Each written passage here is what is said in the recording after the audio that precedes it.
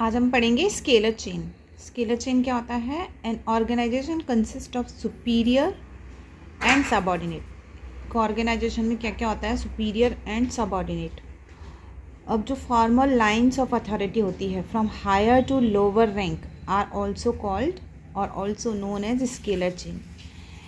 यानी जो एक फॉर्मल लाइन है अथॉरिटी की हायर से लोअर लेवल तक, इसी को ही तो हम स्केलर चेन कहते हैं। ये देखिए, अगर हम फेयोल के अकॉर्डिंग देखें तो फेयोल ने क्या कहा है? That there should have an chain of authority and communication that runs from top to bottom and should be followed by manager and subordinate. Henri Fayol ने क्या कहा है कि जो ऑर्गेनाइजेशन है उसमें एक जो चेन ऑफ अथॉरिटी होती है और जो कम्युनिकेशन की चेन होती है वो हमेशा टॉप से बॉटम तक रन करती है, और इस चेन ऑफ अथॉरिटी को, चेन ऑफ कम्युनिकेशन को हर मैनेजर और हर सबऑर्डिनेट के थ्रू फॉलो करना चाहिए।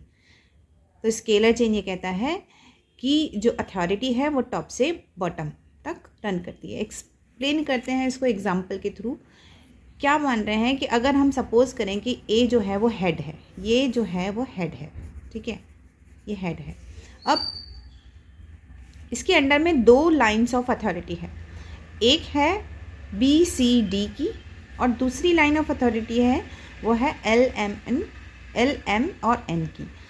अब अगर हम माने कि अगर सी को, ठीक है, सी को कम्युनिकेट करना है एम से, तो ये डायरेक्ट भी कर सकता है, नहीं, लेकिन स्केलर चेन क्या कहता है कि अगर सी को एम से कम्युनिकेट करना है तो सबसे पहले सी कैसे फॉलो करेगा? सी पहले बी के पास जाएगा, बी उसकी इन्फॉर्मेशन ए तक पहुंचाएगा, फिर ए इंस्ट्रक्शन देगा एल को, एल इंस्ट्रक्शन देगा एम को, और इस तरह से सी और एम के बीच में कम्युनिकेशन जो होना चाहिए था वो कंप्लीट हो।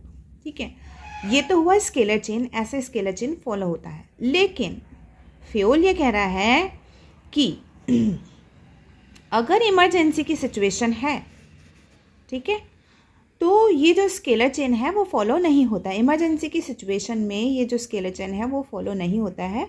फिर सी क्या करता है? डायरेक्ट एम से कांटेक्ट कर सकता है। सी डायरेक्ट एम से कांटेक्ट करेगा, यानी ये जो स्केलर चेन था जो टॉप से बॉटम और बॉटम से टॉप तक जो जाना चाहिए था कम्युनिकेशन, वो नहीं होता है, वो डायरेक्ट फॉलो होता है। और इसी को ही हम बोलते हैं गैंग प्लैंक।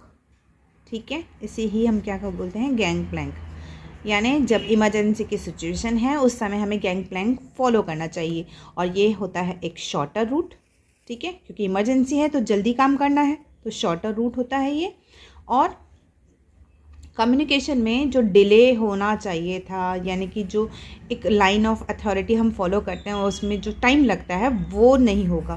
तो इमरजेंसी की सिचुएशन में काम जल्दी करवाना है तो वो जो डिले होगा वो नहीं होगा गैंग प्लैंक से, और ये शॉर्टर रूट होगा तो जल्दी से काम कंप्लीट भी हो जाएगा।